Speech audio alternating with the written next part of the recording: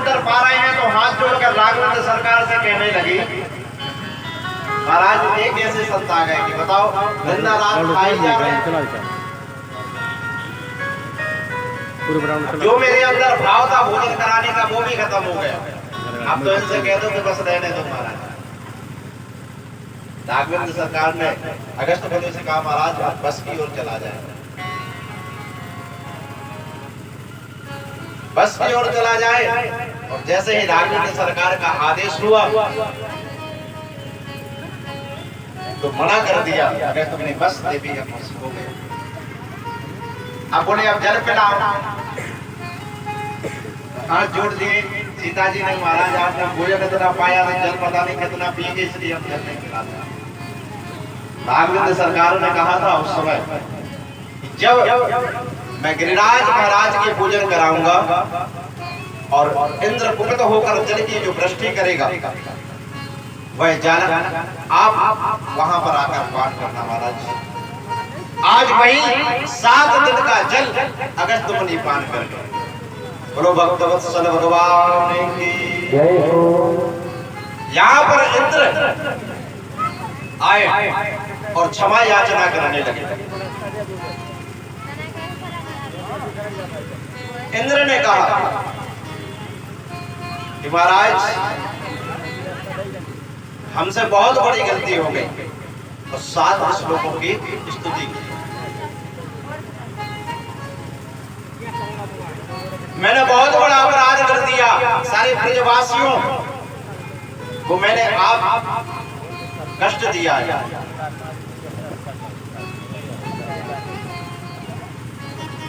गलती को माना। इंद्र ने गोविंद के चरणों में गिरकर प्रार्थना करने लगे,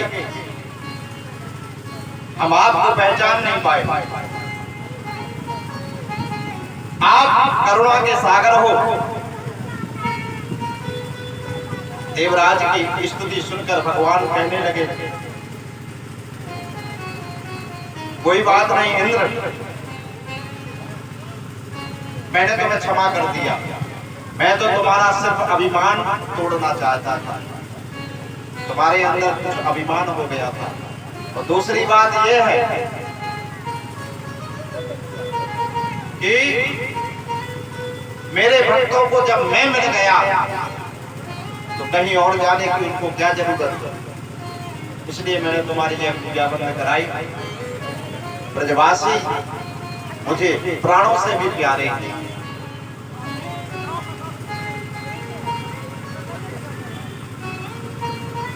इंद्र ने कहा, महाराज मेरा बहुत बड़ा अपराध है और आप तो करुणा के सागर हैं।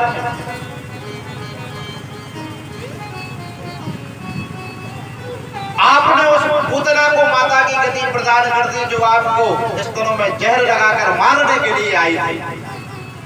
तो मुझे से निकृष्ट के लिए आप क्यों क्षमा नहीं कर सकते? ऐसे भाव सुनकर भगवान ने इंद्र को क्षमा कर दिया।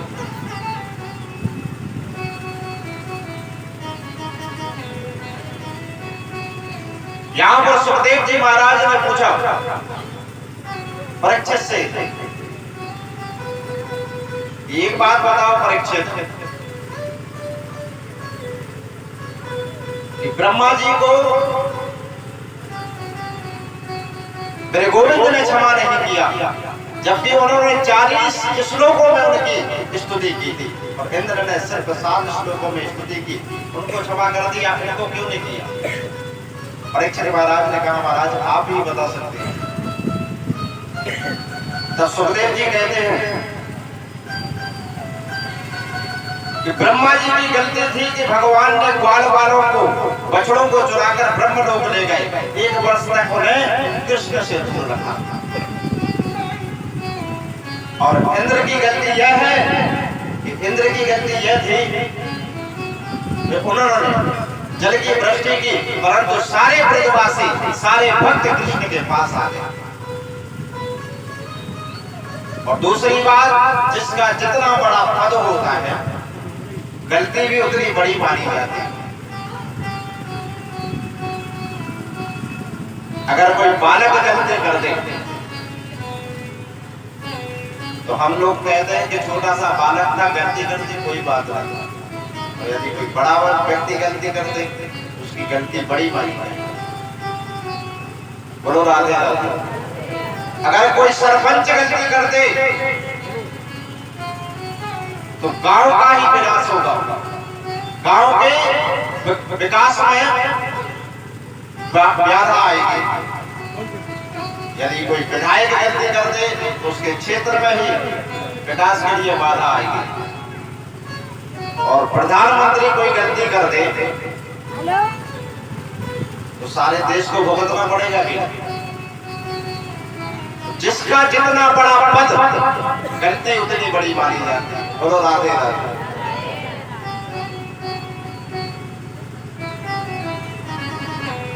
ब्रह्मा विधाता ने सारी सृष्टि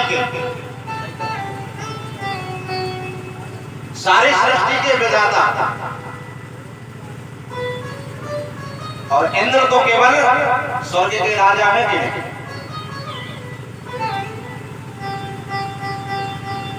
तो इंद्र का पद छोटा और ब्रह्मा का पद बड़ा हुआ। 4,32,000 वर्ष कलयुग की आयु में, 8,64,000 वर्ष द्वापर की, 12,96,000 वर्ष त्रेता की, और 17,28,000 इस सतयुग की आयु है। और इन चारों को मिलाकर बनते हैं चतुर्युग। त्रेता, सतयुग, त्रेता, द्वापर और कलयुग, इनको चारों को मिलाकर एक चतुर्युग बनता है। ये 71 बार व्यतीत होते हैं तो एक मनवंतर बनता है, और एक मनवंतर पूरा होता है तो एक इंद्र बदल जाते हैं। इसी प्रकार जब 14 मनवंतर पूरे हो जाते हैं तो 14 इंद्र बदल जाते हैं, तब ब्रह्मा का एक दिन होता है। इसी क्रम से ब्रह्मा जी की आयु 100 वर्ष है। कितने चतुर्युग होने के बाद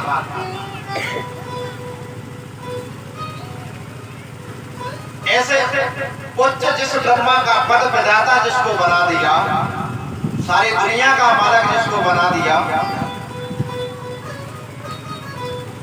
वो यदि गलती कर दे तो गलती बड़ी मानी जाएगी कि छोटी? ब्रह्मा ने भगवान के भक्तों को भगवान से दूर किया, वो भी 1 वर्ष के लिए, और इंद्र ने भगवान के भक्तों को और करीब ले आए। जो नहीं भी मिल पाते थे वह भी गोवर्धन के नीचे आ गए, सबने भगवान के 7 दिन तक दर्शन किए। बोलो राधे राधे। इसी प्रकार यज्ञ पत्नियों पर, ब्राह्मण पत्नियों पर भी भगवान ने कृपा की। एक बार वन में गए गैया चराने के लिए, तो कृष्ण और बलराम को भूख लगाई, तो अपने सखाओं से कहा कि मुझे भूख लगी है। सखा कहने लगे कि मैं आपके भोजन का प्रबंध करता हूँ। बोले कहाँ से लाए मगर इस जंगल में भोजन? तो कन्हैया ने कहा कि थोड़ी दूर जाकर देखना कि वहां पर ब्राह्मण यज्ञ कर रहे हैं, वहां से भोजन ले आना। तो बार बार गए और यज्ञशाला में ब्राह्मणों से कहने लगे कि हमारे कृष्ण बलराम भूखे हैं, उनको भोजन चाहिए। तो ब्राह्मणों ने उनको डांट कर फटकार कर भगा दिया कि चलो भगो यहाँ से। पता नहीं कहां से ग्वाला आ जाते हैं, कोई भोजन नहीं है, चलो जाओ बेचारे बार बार अपना मुंह लटका कर आ गए। बोले कन्हैया, ब्राह्मणों ने तो मुझे डांट कर भगा दिया। कन्हैया ने कहा कि तुम किसके पास में गए थे? बोले ब्राह्मणों के पास में। बोले तुम्हें ब्राह्मणों के पास में नहीं जाना था, तुम्हें ब्राह्मण पत्नियों के पास में जाना था। माताओं के पास में जाकर अगर भोजन मांगते तो तुम्हें भोजन जरूर मिलता। क्यों? क्योंकि पुरुषों के प्रति माताओं का, पुरुषों से ज्यादा माताओं का हृदय कोमल होता है। उनको दया भी जल्दी आ जाती है।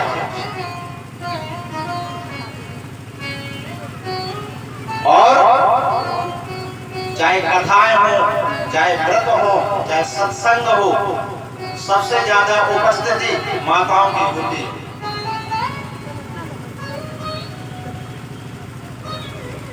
माताओं की उपस्थिति पुरुषों से ज्यादा हो जाती है। क्यों? क्योंकि यह उनके अंदर भक्ति भाव, दया, करुणा भगवान ने पुरुषों से ज्यादा दी है।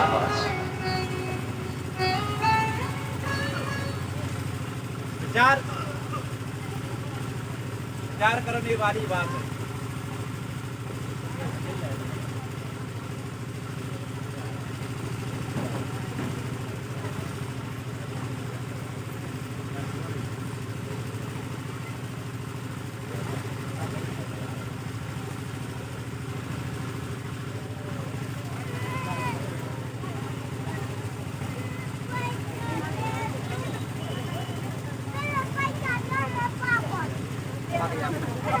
राधे राधे।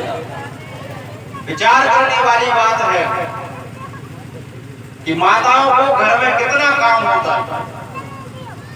सुबह जल्दी उठना, घर की साफ सफाई करना, भोजन बनाना, पूजन करना, इतना काम करने के बाद में भी यदि कथाओं में, यही नहीं हर जगह माताओं की उपस्थिति ज्यादा होती है।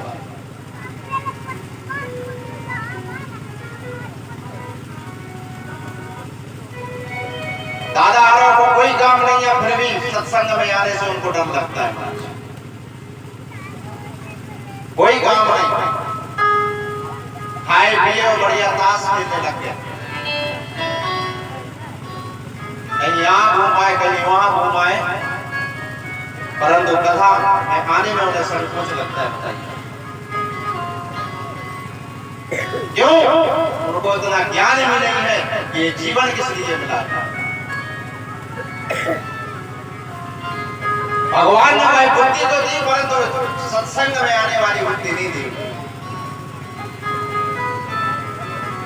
खाना पीना, पैसा कमाना, खेती करना, अपने घर को संभालना, यही इसलिए जीवन नहीं है।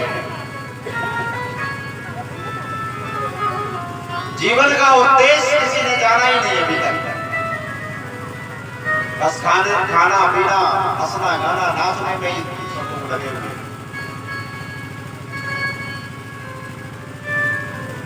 लेकिन माताओं का मैं धन्यवाद देना चाहता हूं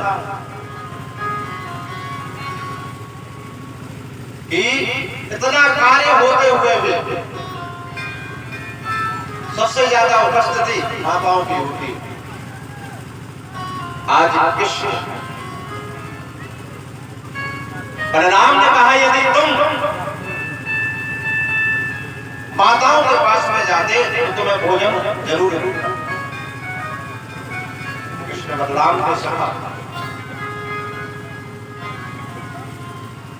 यज्ञ पत्नियों के पास में गए, ब्राह्मण पत्नियों के पास में गए, वहां पर उनसे भोजन की याचना की। तुरंत कहा कि कुछ देर बैठो, मैं स्वयं अभी अपने हाथों से कृष्ण और बलराम के लिए भोजन बना रहा। उनके मन में विचार आया कि आज मेरे कृष्ण और बलराम यहां पर आए, क्यों ना हम उनके दर्शन कराए। यह सोचकर भोजन लेकर कहा कि अगर तुम तो बुरा ना मानो तो मैं स्वयं चलूं कृष्ण और बलराम के लिए भोजन देने के लिए। लेकिन उनको डर लगता है कि हमारे पति हमें डांटेंगे, हमें गुस्सा करेंगे। लेकिन मन में सोचते हैं कि डांटना है तो डांट लें, लेकिन आज मेरे गोविंद मेरे कन्हैया का दर्शन तो प्राप्त होगा। यह सोचकर आज ब्राह्मण पत्नियां भोजन को लेकर कन्हैया के पास में गई और अपने हाथों से भोजन कराया, अपने हाथों से भोजन कराया। भोजन करने के बाद बहुत देर हो गई तो कन्हैया ने कहा कि माता अब आप लोग घर जाइए। बोले हम घर नहीं जाएंगे। कन्हैया बोले क्यों? क्योंकि बोले जब हम यहाँ आ रहे थे तो हमारे पति यज्ञशाला में हमें टेढ़ी निगाह से देख रहे थे, और जैसे ही हम वहां घर जाएंगे तो वह हमें डांटेंगे, मारेंगे। इससे अच्छा तो हम यही रहे।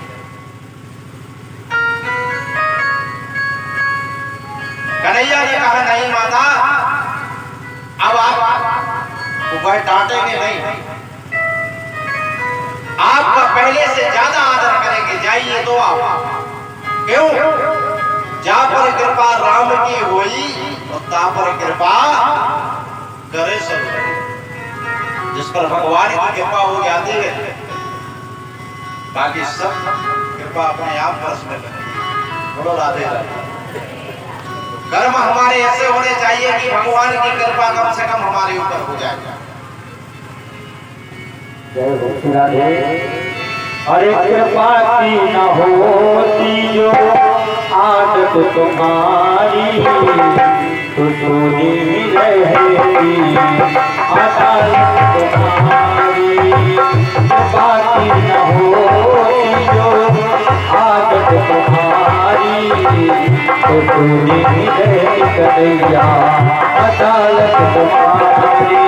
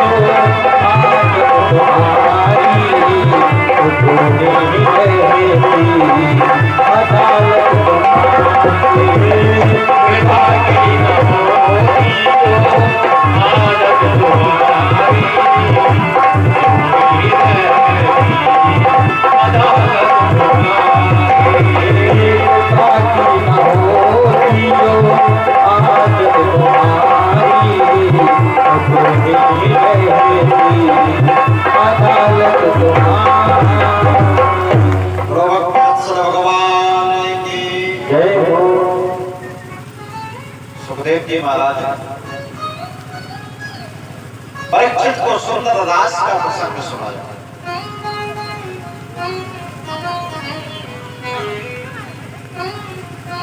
रास का प्रसंग समझने वाला प्रसंग है।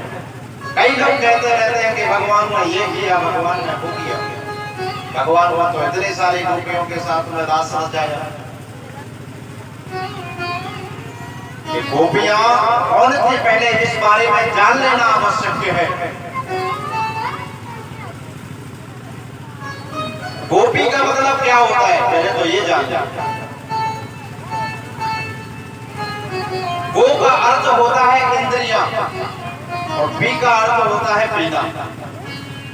जिसने 5 ज्ञानेंद्रियां 5 कर्मेंद्रियां का पान कर लिया हो, वह गोपी।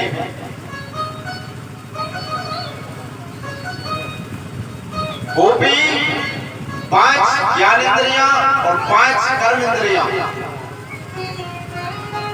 ज्ञानेंद्रियां मैं पहले भी बता चुका हूं कथा में। ज्ञानेंद्रियां कान, नाक, आंख,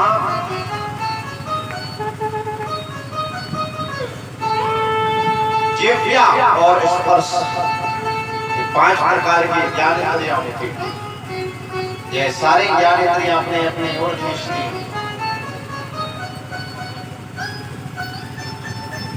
5 कर्मेंद्रियां,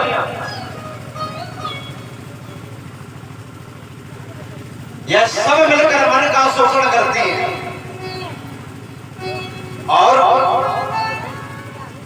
यह सब अपनी अपनी ओर खींचकर मन का शोषण करते हैं। यदि व्यक्ति के पास विवेक ना हो, संयम ना हो, तो व्यक्ति गलत राह पर चला जाता है। विवेक तो प्रत्येक के जीवन में होना ही चाहिए। और विवेक कहां से मिलेगा? बिना सत्संग विवेक ना हो।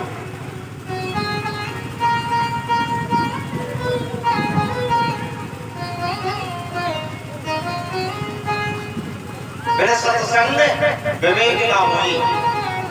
यह सत्संग, यह हमें कथा विवेक को सिखाती है। ये कथा ही है जो हमें सदमार्ग पर चलना सिखाती है।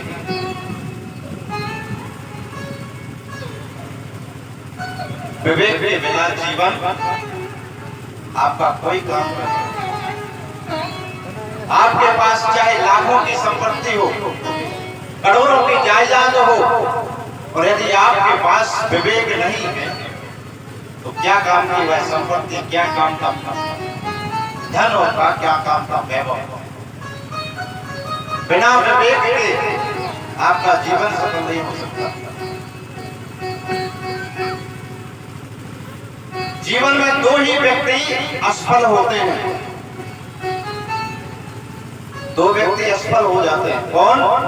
एक जो सोचते हैं पर करते नहीं, और दूसरे वे जो करते हैं पर सोचते नहीं।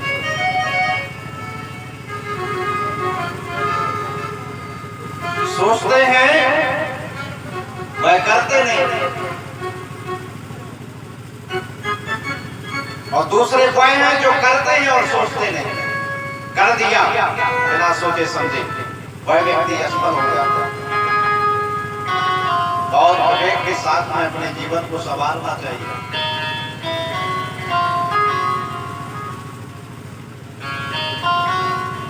प्रेम सबसे करो,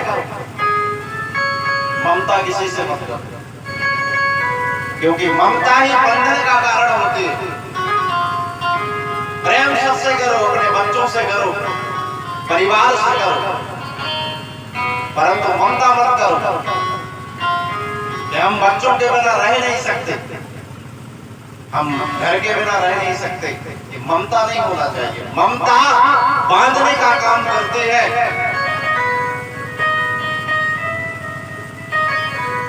और हम सब बंधे हुए हैं, सब बंधे हुए हैं ममता में।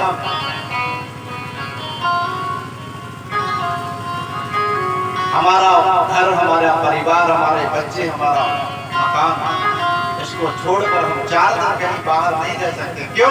यदि रहेंगे भी तो हमें सबकी याद आएगी। क्यों? क्योंकि हम ममता से बंधे हुए हैं। यदि कथा में बैठने के बाद आपको घर की याद आती है तो आप बंधे हुए हैं।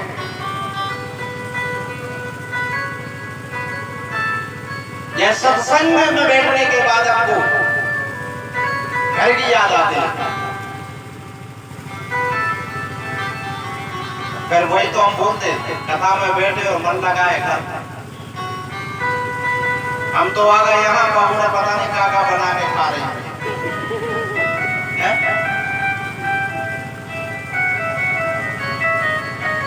यदि यह विचार आपके मन में आता है तो आप ममता से बंधे हुए हैं। बोलो राधे राधे।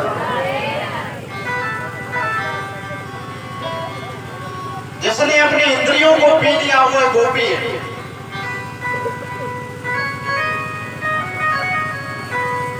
प्रत्येक इंद्रियों में कृष्ण का रस पान करे हुए गोपी। चलते फिरते उठते बैठते हंसते रोते गाते हमेशा कृष्ण के चरणों में उनका मन लगा रहे हुए गोपी।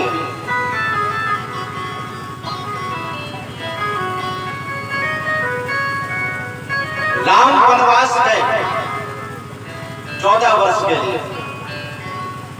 दंडक वन से निकले तो दंडक वन में जितने भी दाढ़ी वाले संत थे वह सौंदर्य राम का देखकर मोहित हो गए और कहा कि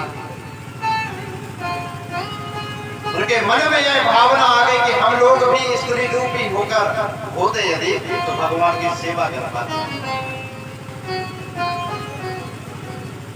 बट संतों के मन में भावना आ गई कि हम भी यदि स्त्री होते तो इनकी सेवा कर लेते। ये वन में आ रहे थे। भगवान ने कश्यप का अवतार लिया। उस समय जल में रहने वाले जितने भी मत्स्य कन्याएं थी उन्होंने भी सोचा कि हम भी भगवान को पा लें।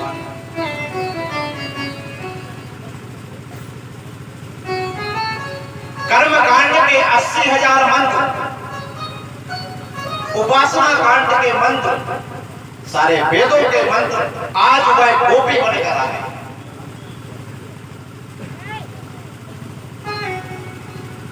उनके मन की इच्छा पूरी की है आज कन्हैया ने। गोपी कोई स्त्री नहीं है।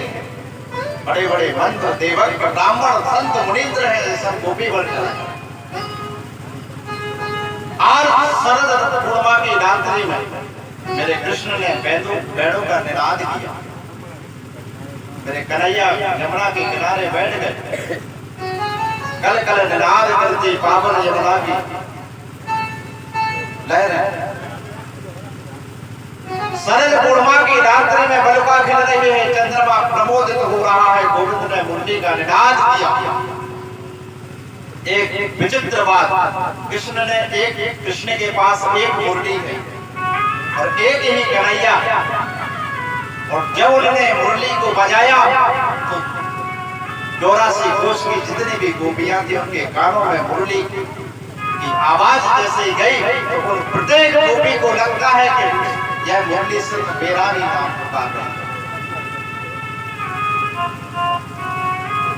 निशम्य गीतम नदवंदरम च प्रजा स्त्रिया कृष्ण गृहातमानसा। जो गोपी जिस कार्य को कर रहे थे उस कार्य को छोड़कर सीधा कृष्ण के पास में दौड़ी चली गई। एक गोपी गाय लगा रही थी और जैसे ही मुरली की तान उसके कान में पड़ी वह पतीला वहीं फेंक कर और सीधी दौड़ गई कृष्ण के पास। एक गोपी तो अपने बच्चे को दूध पिला रही थी और मुरली की तान को सुनकर बच्चे को वहीं पटक कर दौड़ गई। एक गोपी अपने पति को भोजन परोस रही थी। पति ने नमक मांगा और चीनी देकर और दौड़ लगा। एक गोपी श्रृंगार कर रही थी। एक आंख में काजल लगा, दूसरी आंख में लग ही नहीं पाया और गोपी की तान को सुनकर सीधा कृष्ण के पास ओ मुरली वाले मेरे, ओ मुरली वाले मेरे, क्या मोहतर बनाए दिल कुर्बान कर दिया। ओ मुरली वाले मेरे, क्या मोहतर बनाए दिल कुर्बान कर दिया।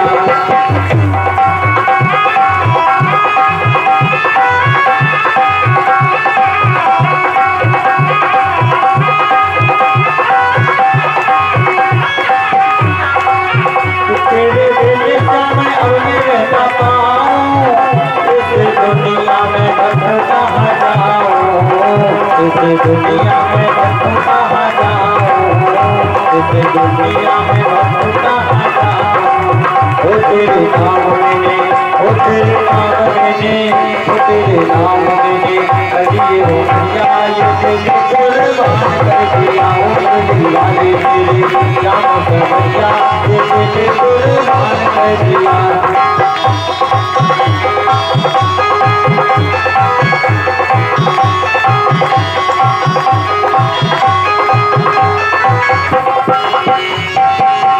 तेरे बाल मुझे जाने वाले प्यारे, तेरे कानों में है कुंडल को है प्यारे, तेरे कानों में है कुंडल को है प्यारे, तेरे कानों में है कुंडल को है प्यारे।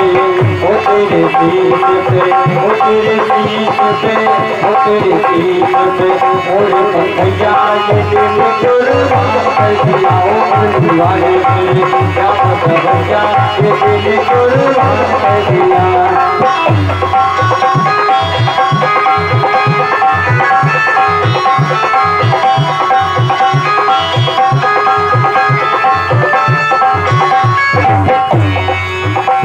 अभी राजा कि जब प्राण मेरे मन से निकले, मुझको नाम श्याम तेरा निकले, मुझको नाम श्याम तेरा निकले, मुझको नाम श्याम तेरा निकले। ओ तेरे नाम मैंने, ओ तेरे नाम मैंने, ओ तेरे नाम मैंने करिए हो मैया ये तेरे कुर्बान कर दिया। ओ मुरली वाले तेरे श्याम कन्हैया ये तेरे कुर्बान कर दिया। ओ मुरली वाले तेरे श्याम कन्हैया ये तेरे कुर्बान कर दिया, ये तेरे कुर्बान कर दिया। भाग्य विहारी लाल की जय हो।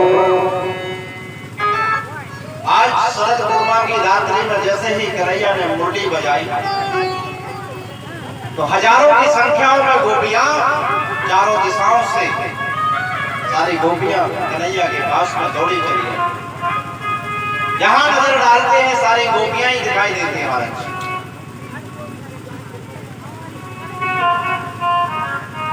गोपियों को देखकर कन्हैया मुस्कुराने लगे और कहते हैं स्वागतम वहागा प्रियम किम करवाणि वा प्रजस्या नमयम काश्चिद प्रोता गमन कारिणम। स्वागत है आप लोग यहाँ पर आए, आप लोगों का बहुत बहुत स्वागत है। स्वागत करते करते कहा आप लोग यहाँ पर आई है बहुत अच्छी बात है, परंतु किस कारण से यहाँ पर आई है।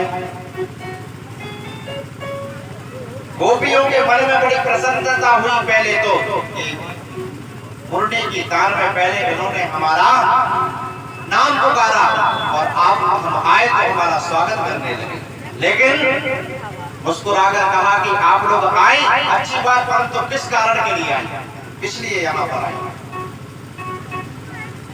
वह हजारों लाखों गोपियां नीचे आंखें कर अपने अंगूठे से पृथ्वी को खोदने लगे।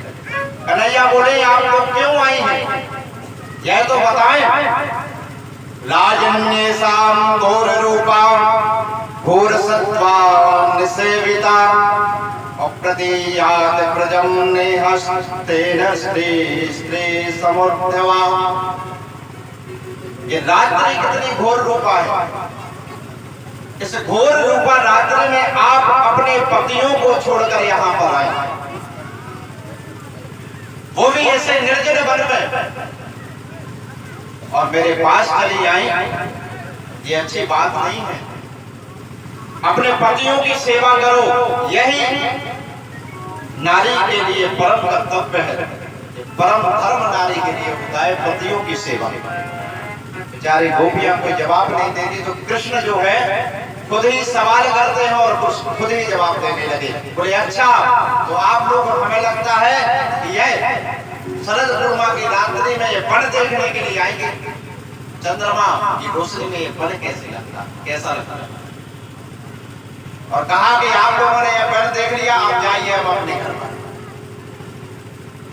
दृष्टम वनम कुसुमितम राकेश रजरंजितम, बड़ा सुंदर यमुना का किनारा है, सुंदर वन है, ये देख लिया। राकेश कैसा प्रकाशन हो रहा है वन को, चंद्रमा कैसे प्रकाशन कर रहा है वन के लिए, आप लोगों ने देख लिया। जाइए, क्यों यहाँ पर बहुत बड़े बड़े हिंसक जीव जंतु भी रहते हैं, शेर रीछ भालू आदि। तुम सबको छोड़कर यहाँ आई जाओ, घर वापस चले जाओ। आचार्य सुखदेव जी महाराज कहते हैं पहले तो परमात्मा जीव को बुलाता है, परमात्मा पहले जीव को बुलाता है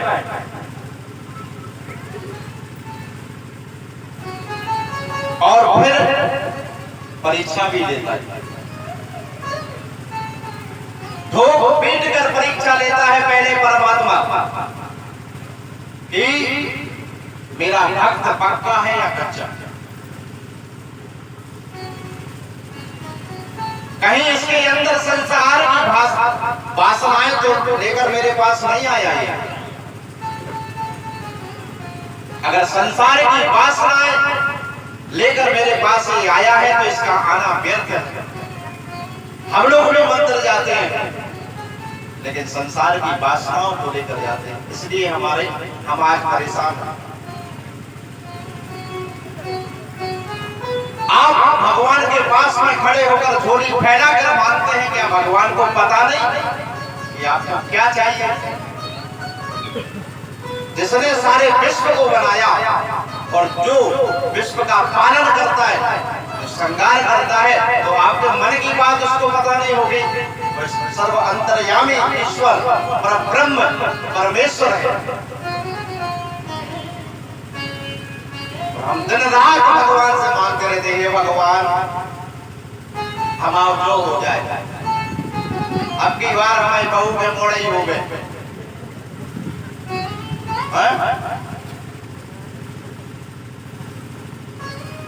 दिन रात भगवान के सामने झोली फैला कर मांगते, क्या उनको पता नहीं है कि मुझे क्या चाहिए?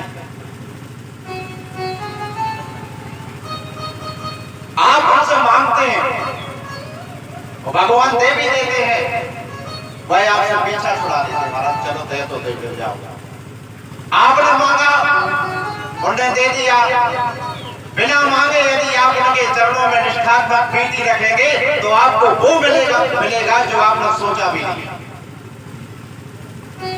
आप वो पा सकते हैं यदि उनने कृपा कर दी, तो आप सोच भी नहीं सकते।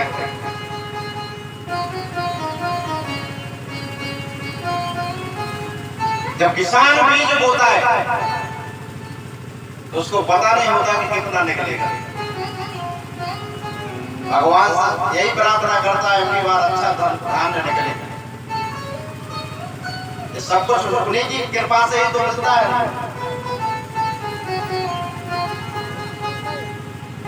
वो चाहे तो आपको 100 बोरा गेहूं निकाल कर दे सकते हैं, वो चाहे तो 50 बोरा, वो चाहे तो 20 बोरा। बोलो राधे राधे। उनकी कृपा से ही सब कुछ प्राप्त होता है, परंतु आपकी निष्ठा निष्काम होना चाहिए, कोई कामना आपके मन में नहीं होना चाहिए। परमात्मा पहले परीक्षा लेता है भक्त कच्चा है या पक्का। संसार की वासनाओं को लेकर तो नहीं आया, क्योंकि वासना भगवान यहाँ पर नहीं चलती। भगवान के यहाँ तो सिर्फ भाव चलता है। भाव हमेशा निस्वार्थ भाव से भगवान से आप प्रार्थना करें, सुखी रहे संसार सब, दुखिया रहे न कोई।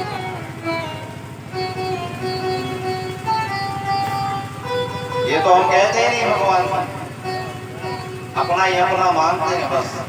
हमारा घर परिवार अच्छा चले, हमारा मोड़ा हमारी बात मानने लगे, हमारे पति देव हमारी बात मानने लगे। इसके अलावा क्या मांगो? इसके अलावा कुछ नहीं मांगा। बोलो राधे राधे।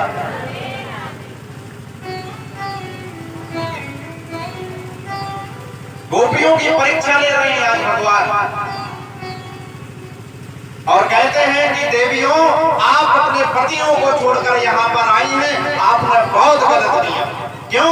क्योंकि पतिव्रता नारी के लिए यह शोभा नहीं देता, पतिव्रता नारी के ये लक्षण भी नहीं है। जाओ आप सब लोग घर वापस चले जाओ। वास्तव में पतिव्रत धर्म से बड़ा कोई धर्म नहीं होता। भगवान ने गोपियों के लिए कथा सुनाई कि एक पतिव्रता नारी थी, भाई आंगन में बैठी चावल बीन रही थी। उसी समय उनका पति आया और आकर उस पत्नी की गोद में लेट गया। पास में ही एक अग्निकुंड जल रहा था और उनका 2.5 साल का बालक वहां पर खेल रहा था। उस स्त्री का बालक 2.5 साल का और पास में अग्निकुंड जल रहा है। तो यहाँ पर उसके पति की नींद लग गई और नींद लग गई और वह स्त्री देखती है कि मेरा नन्हा सा बालक अग्निकुंड के पास में जा रहा है, अग्निकुंड के पास में जा रहा है और बिल्कुल पास में पहुंच गया। अब वह जा भी नहीं सकती क्योंकि उसका पति उसकी गोद में लेटा है। यदि वह पति को उठा लेती है तो उसका पति धर्म नष्ट हो जाएगा। यह सोचकर उसने पति को नहीं जगाया और देखते ही देखते उस स्त्री का बालक उस अग्निकुंड में गिर गया। उस पत्नी ने आंखें बंद कर ली, चाहे कुछ हो जाए लेकिन मैं अपने पतिव्रत धर्म को नष्ट नहीं होने दूंगी। कुछ देर बाद उसके पति की नींद खुली, तुरंत दौड़ कर गई बेचारी। वह देखा तो वह धधकती हुई अग्नि में उसका बालक खेल रहा है। भगवान ने कहा यह होता है पतिव्रत धर्म का फल।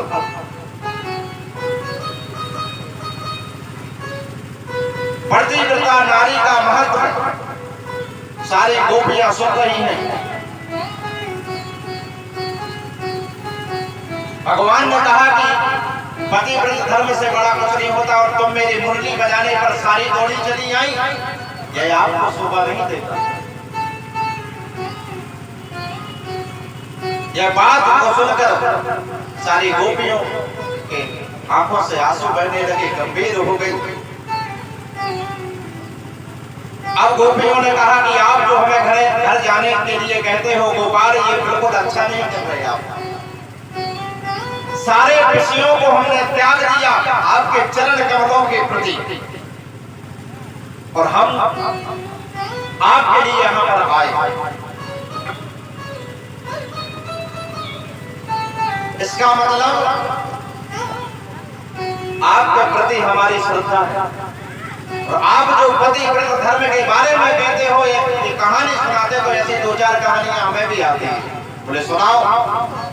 बोले एक पतिव्रता नारी थी, वह अपने पति से बहुत प्रेम करती थी, उसको खाना खिलाना, उसको नहलाना, उसका पूजन करना, दिन रात पति की सेवा ही करती रहती थी। एक दिन की बात है, उसका पति गया उस परदेश जाने लगा कमाने के लिए, तो हाथ जोड़कर रोते हुए बोली कि मैं आपके बिना कैसे रहूंगी, आप चले जाओगे तो हम आपके बिना कैसे रहेंगे, ये बताइए। हम किसकी पूजा करेंगे, किसके लिए भोजन बनाएंगे यदि आप चले जाओगे। उसके पति ने कहा देखो, यदि हम कमाने नहीं जाएंगे तो घर कैसे चलेगा, तो एक काम करो, मेरी मिट्टी की मूर्ति बनाओ, इन्हीं की पूजन करना, इन्हीं को नहवाना, इन्हीं के लिए भोग लगाना। एक मिट्टी की मूर्ति बनाकर अपनी पत्नी को देकर चला गया परदेश कमाने के लिए। अब वह नित्य उस मूर्ति की पूजन करती, नित्य मूर्ति की पूजन करती, भोग लगाती, नहलाती, धुलाती। एक बार की बात है, 2 साल के बाद में उसका पति घर वापस आया। अब वह स्त्री अपने पति की मूर्ति की पूजन कर रही है। उस मिट्टी की पति की मूर्ति की पूजन कर रही थी और वहां पर असली पति आया कि बार खटखटाने लगा, अरे खोलो। तो गोपियों ने कृष्ण से पूछा कि हमें एक बात बता दो गोपाल, क्या उस स्त्री को कबाड़ काटने के लिए जाना चाहिए कि नहीं। कन्हैया ने कहा जब असली पति आ गया तो मिट्टी की मूर्ति की पूजा करने की क्या जरूरत है, उसको तो तुरंत दौड़कर जाकर किवाड़ तोड़ना चाहिए, अपने असली पति के दर्शन करने चाहिए। गोपियों ने कहा कि आपने अपने मुंह से ही निर्णय कर दिया। बोले क्यों? बोले ये हम सबके जो पति हैं वह मिट्टी के पति हैं। आत्मा का पति कौन है?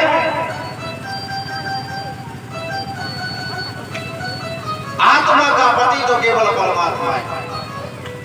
हम लोग गाते हैं कि नहीं, तुम हो एक अगोचर सबके प्राणपति। गाते हैं सब लोग आरती में, तुम हो एक अगोचर सबके प्राणपति।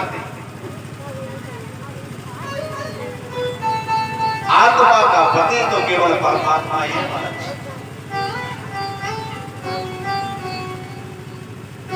मेरे कन्हैया से कहा कि ऐसे वर को क्या करूं जो जन्म ले मर जाए। मीरा कहती है ऐसे वर को क्या करूं जो जन्म ले मर जाए, और वर वरियों को गोपाल जी जैसे जुड़ लो। मीरा ने लोगों से कहा कि राणा का परिवार मिला, कितनी अच्छी बात है, कितना अच्छा पति मिला। मीरा को तो खुशियां मनाना चाहिए, लेकिन मीरा बोली ऐसे पति बनने का क्या प्रयोजन कि जो आज पति का वरण कर लिया 10 दिन बाद वैवट देखना पड़े। जैसे वरण करना है तो गोपाल का वरण, उनके प्रति निष्ठात्मक प्रीति लगाओ। ये मीरा का वचन है।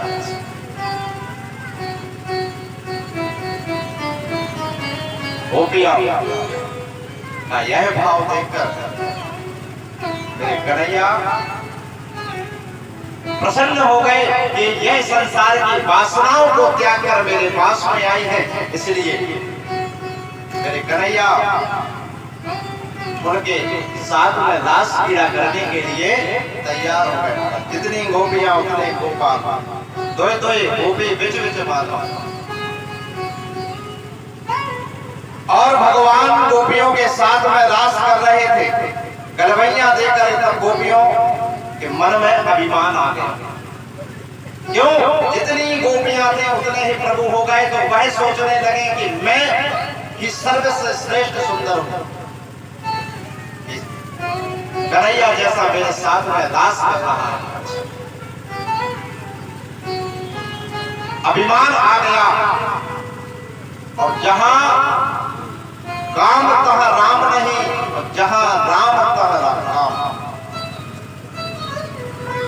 जहां अभिमान आ जाता है मेरे प्रभु, मेरे गोपाल वहां से तुरंत चले जाते हैं।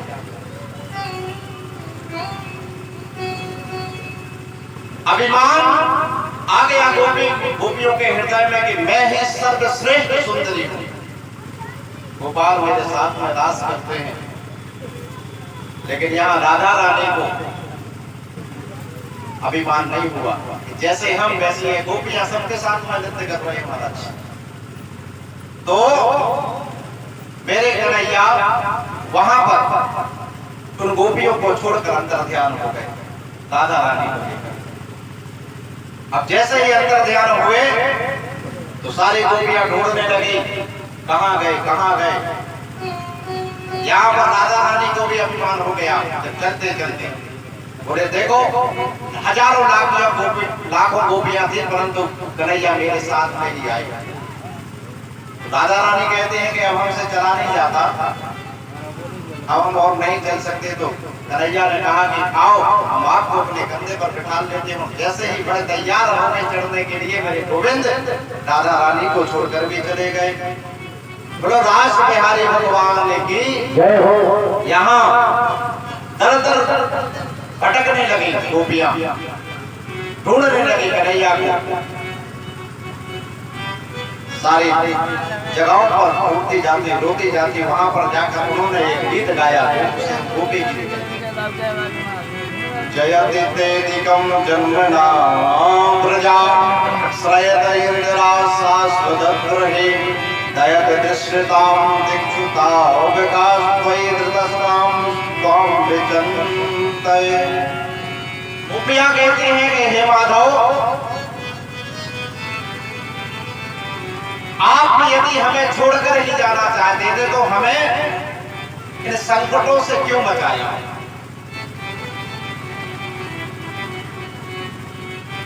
आपने हमें क्यों इन संकटों से बचाया?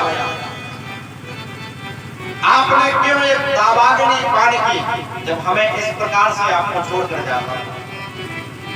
अनेकों अनेक राक्षसों का क्यों वध किया? इंद्रगुप्त होकर जल की वर्षा की तो आपने हमें क्यों बचाया? इससे अच्छा तो हम उसी समय समाप्त हो जाते। इस प्रकार की याचना करने लगे। लाली मेरे लाल के जलते कूद लाल, लाल न देखे मैं गई तो मैं भी हो गई लाल।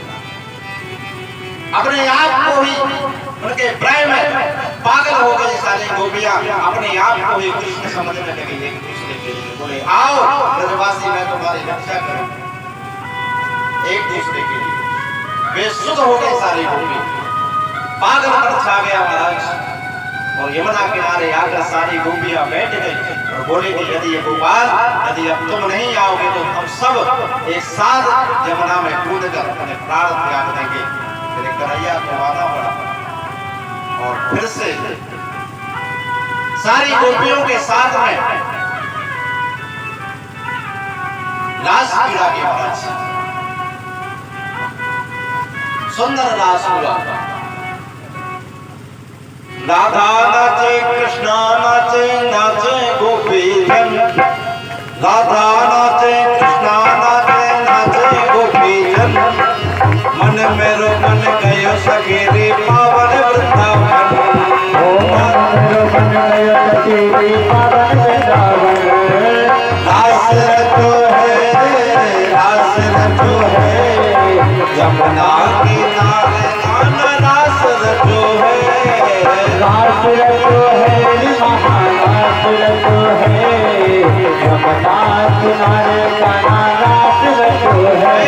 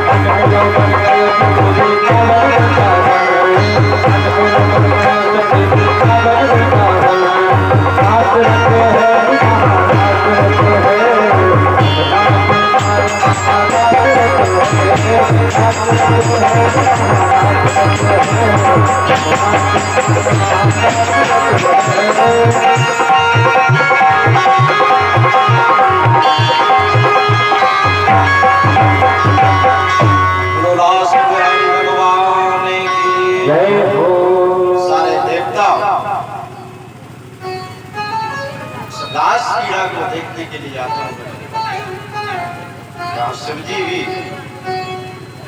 जी ने देखा कि मेरे कन्हैया इतनी गोपियों के साथ में नृत्य कर रहे हैं, तो वह अपने आप को रोक नहीं पाए और जाकर रास कीड़ा में जैसे ही घुसने के लिए आतुर हुए, गोपियों ने रोक दिया कि महाराज आप वहां नहीं जा सकते। तो मेरे बड़े बाबा भी गोपी बनकर आए और उन्होंने भी नृत्य किया। 6 महीने तक यह रास हुआ। 6 महीने तक कोई भी स्त्री अपना घर नहीं छोड़ सकती। ये तो वेद के सारे मंत्र ही थे। कई लोग टिप्पणियां करते हैं कि भगवान ने तो ऐसा किया, भगवान ने तो वैसा किया, तो हम कर रहे हैं। भगवान ने तो 108 विवाह किए, तुम भी करेंगे 2-4 कर लेना, क्या होगा? तुम सामान लोगे 2-4, एक तो सामान ही नहीं जाती है।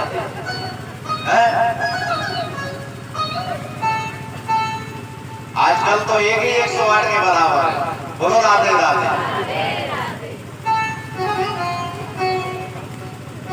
कई लोग टिप्पणियां करते हैं कि महाराज भगवान ने ये किया, भगवान ने वो किया। अरे भगवान ने तो अग्नि का पान किया, आप कर लोगे?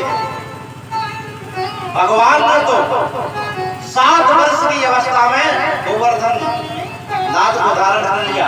आप एक छोटा सा पत्थर ही रख दो तो जाते।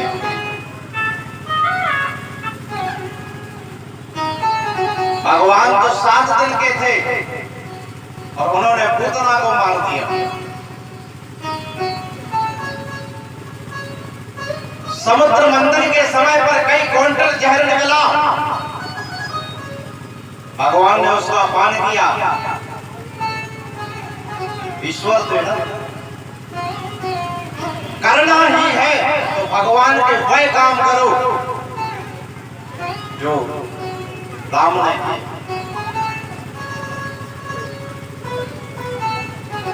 राम ने जो किया वो कर सकते हैं महाराज, क्योंकि वो मर्यादा पुरुषोत्तम थे। कृष्ण ने जो किया है वह हम कभी नहीं कर सकते। क्यों? इसलिए हमने कई बार कथा में कह दिया है कि राम ने जो किया उसको करो, वो कृष्ण ने जो कहा है उसको करो।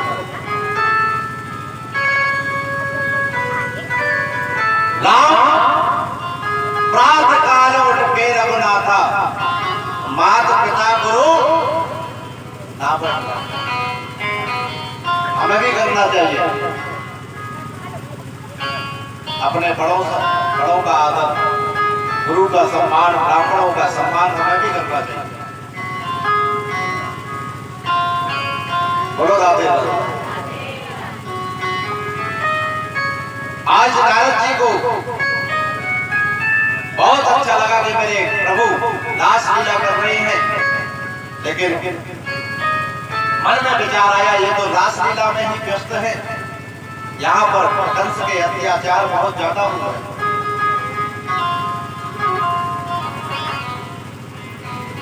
नारद जी मथुरा पधारे, कंस ने बहुत आदर किया, बोले महाराज आपका स्वागत है, पधारिए।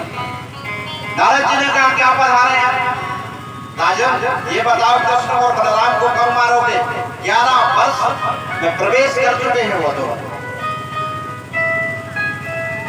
कंस ने कहा क्या बताऊं महाराज, अनेक राक्षसों को भेजा, अनेक राक्षसों को भेजा, लेकिन जितने भी हमने राक्षसों को भेजा वह एक भी जीवित नहीं आया। तब नारद जी ने समझाया कि एक काम करो, तुम्हें शिव जी के द्वारा जो धनुष प्राप्त हुआ है वह धनुष यज्ञ करो, दोनों को बुलवाओ और यहाँ पर आकर उनकी मृत्यु करा दो, यहाँ आकर मरवा डालो। क्या कहकर नारद जी चले गए और सीधे गए कन्हैया के पास में, प्रणाम किया। प्रणाम भगवान। नारद जी का आगमन देखकर कन्हैया ने कहा आइए महाराज, बड़ी कृपा की। बोले क्या कृपा की? वह एक राक्षस भेजते जाते हैं, आप एक राक्षस मारते जाते हैं, इकट्ठा उसी को क्यों नहीं मार देते? अब यहाँ कंस से कह के अभी आएगा, यही बात कंस के कहकर आए कि परसों में कृष्ण और बलराम के नृत्य देखना चाहता हूं। और यहाँ कन्हैया से कह रहा है कि मैं परसों कंस के नृत्य देखना चाहता हूं। दोनों जगह याद लगाया। यहाँ कंस ने योजना बनाई, अक्रूर को भेजा, अक्रूर को बुलाया और धनुष यज्ञ की तैयारी करने लगा। कंस सुंदर उदाहरण की तरह मथुरा को सजाया गया। अक्रूर को बुलाकर कहा कि जाओ और जाकर कृष्ण बलराम को लेकर आओ। अक्रूर जो है कृष्ण के चाचा लगते हैं। गच्छ नंदन ब्रजम तत्रा सुता नाव मुकुंदने आसादे तहिवाने ना रथे नाथाय में चल। आपको वृंदावन जाना है, वृंदावन जाकर आपको एक काम करना है। वसुदेव के जो पुत्र हैं कृष्ण बलराम, दोनों पुत्रों को लेकर मथुरा आना है। अक्रूर जी ने सोचा कि दुष्ट के मन में कृष्ण के बलराम को बुलाने की जो भावना कैसे जाती। अक्रूर जी बोले क्या करोगे तुम कृष्ण बलराम को बुलाकर, कौन सा प्रिय काम करना चाहते हो? कंस ने कहा आप जानते हैं आकाशवाणी ने कहा था 30-32 वर्ष पहले देवकी के विवाह के समय आकाशवाणी हुई थी, देवकी का अष्टम गर्भ तुम्हारा काल बनेगा। ये कृष्ण और बलराम देवकी के ही पुत्र हैं। ये कृष्ण अष्टम पुत्र है देवकी का। आपको मालूम है कृष्ण बलराम दोनों भाई आएंगे, मथुरा की शोभा देखने लगेंगे और धोखे में दोनों को मार देंगे। इस बात को सुनकर अक्रूर को बहुत कष्ट हुआ। मनोरथान करोद्यम चार जनों देववानदवे अयुज्यते ऋषि गोसाव्यम तथाप्याख्यम करोमि ते। राजन सोचा तो तुमने बहुत अच्छी है, लेकिन सोचने से कुछ नहीं होता। व्यक्ति को बुरे कर्म करना चाहिए। ये मानो कि व्यक्ति को बुरे कर्म से बचना चाहिए और कर्म करना चाहिए अच्छे। ये मानव की भ्रांति है कि सोचता बहुत कुछ है, सोचता बहुत कुछ है पर करता कुछ नहीं। ऐसा करोगे तो ऐसा होगा, क्या क्या विचार मन में नहीं आते, परंतु होता वही है तो भगवान को स्वीकार हो गया। तो ये वही जो राम रुचि राखा,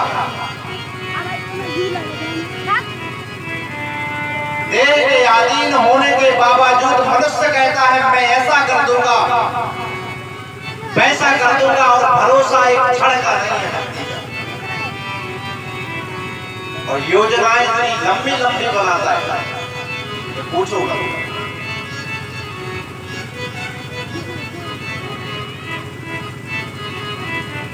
मानव की सबसे बड़ी भ्रांति है। इससे बड़ी भ्रांति और कुछ नहीं हो सकती कि मैं ये कर लूंगा वो कर लूंगा। सोचते तो बहुत कुछ है, बादरी में एक प्लाट लेने के बाद बढ़िया मकान बनाएंगे।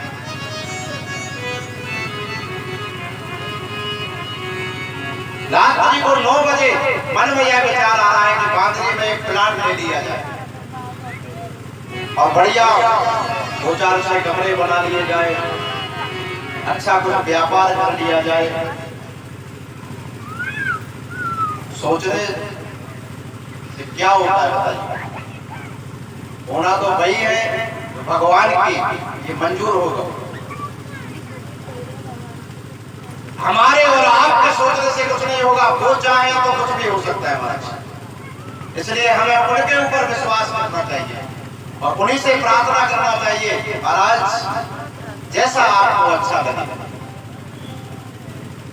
जैसा आपको अच्छा लगे और आप जो भी करेंगे अच्छा ही करेंगे, यह सोचकर अपना जीवन यापन करना चाहिए। बोलो राधे राधे। कंस ने रात्रि में अक्रूर जी से कहा, और सुबह उठकर अक्रूर जी वृंदावन के लिए प्रस्थान कर गए। अक्रूर जी ने सोचा कि ये कंस क्या मारेगा, कृष्ण और बलराम के लिए वो तो साक्षात विष्णु के अवतार है। और मन इस प्रकार का चिंतन करने लगा अक्रूर जी का कि कृष्ण बलराम कितने बड़े हो गए होंगे, ऐसे लगते होंगे, वैसे लगते होंगे, आज मुझे उनका दर्शन करने का सौभाग्य प्राप्त होगा। मैं सोच सोच कर चले जा रहे हो, जाना था उनको वृंदावन और पहुंच गए आगरा। इतना समाधि लग गई महाराज, तुरंत लौट कर आए। और शाम के समय वृंदावन में जैसे ही अक्रूर जी महाराज ने अपने रथ का प्रवेश कराया, कृष्ण और बलराम गैयाओं को चराकर वापस लौट रहे थे महाराज। और जैसे ही अक्रूर जी ने कृष्ण का दर्शन किया, गाय के पीछे पीछे चले आ रहे हैं मुरली पकड़े हुए, और गाय की जो धूल थी वह उनके मुखमंडल पर ऐसे सुशोभित हो रही थी महाराज, जैसे साक्षात कामदेव चला रहा। देखकर रथ को रोका, कृष्ण बलराम पास में आए, उन्होंने प्रणाम किया और कहा कि हम आपको लेने के लिए आए हैं, कंस ने ये योजना बनाई है। तो कृष्ण ने कहा कि चाचा जी, मेरी माता से यह समाचार मत बताना कि कंस ने किस कारण से मुझे यहाँ पर बुलाया है। क्यों? यदि यह बात आप उनको बता दोगे, कृष्ण और बलराम कभी वह जाने नहीं देंगे। घर पर ले गए, अक्रूर जी को भोजन कराए, और भोजन कराने के बाद नंद बाबा ने दात्री में पूछा कि आप इस कारण के लिए आपका आगमन हुआ। अक्रूर जी ने कहा, नंद बाबा, मथुरा में मेला लगा है और यही देखने के लिए कंस ने कृष्ण और बलराम को बुलाया।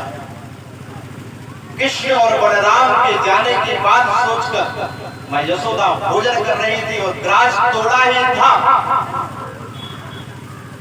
मुंह में डालने ही वाले थी महाराज, वहीं पर रुके और आंखों से आंसू बहे। वहीं पर आवाज लगाकर कहने लगे, जिसको जाना है तो जाए, मेरे कृष्ण और बलराम कहीं नहीं जाएगा। कृष्ण बलराम मचलने लगे, हमें तो जाना है मैया, आप मुझे कहीं नहीं जाने देती, मुझे आप कहीं नहीं जाने देती, इतना बड़ा हो गया, आज पहली बार जाने का मौका मिल रहा है, मुझे जाने देती है भैया। नंद बाबा ने समझाया कि यशोदा, कब तक इन बच्चों को अपने पास में रखोगे, एक ना एक दिन तो इनको जाना है। यह सुनकर तो मानो यशोदा की आंखों से आंसू झरने लगे। आज कन्हैया रात्रि में उठे, रात्रि में उठने के बाद देखा कि मां यशोदा आज अपने कक्ष में नहीं है। कुछ दूर जाकर देखा तो रोने की आवाज आ रही थी। जाकर देखा तो मां यशोदा वहां पर रो रही थी। कन्हैया ने पास में जाकर उनके आंसुओं को पोंछते हुए कहा कि मां, आप क्यों रोती हो? मैं तो परसों आ जाऊंगा ना। यशोदा ने कहा कि कन्हैया, कल सवेरे होते ही तुम चले जाओगे, मैं कैसे रहूंगी तुम्हारे बिना?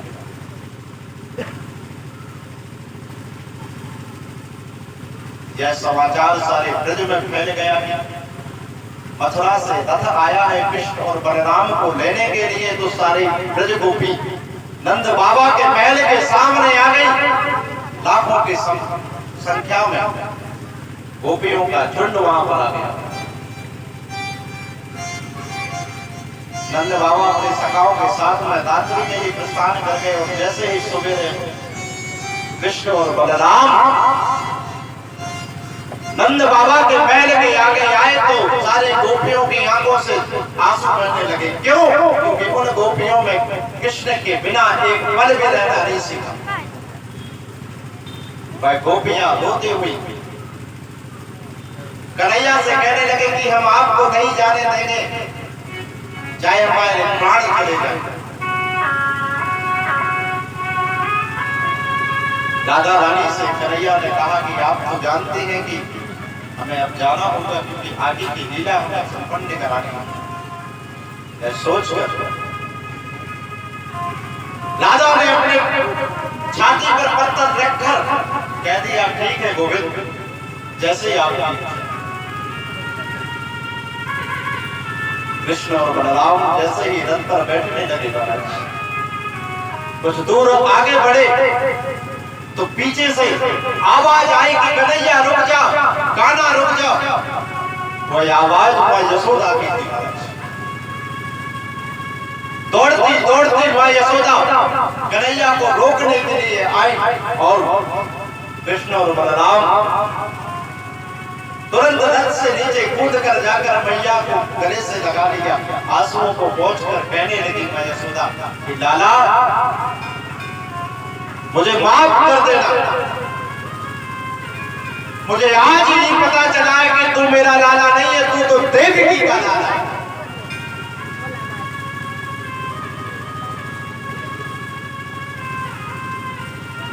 तू तो देवकी का लाला है।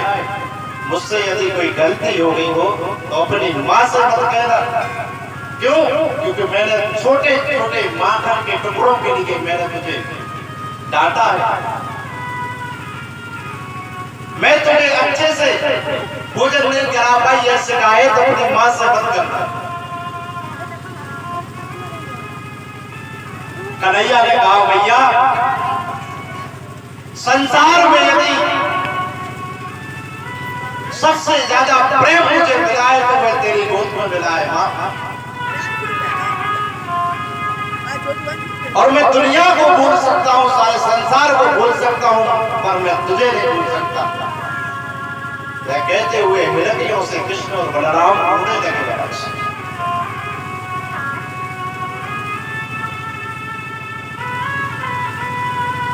उस मां की स्थिति सोचिए क्या हुई होगी जिसने 11 वर्षों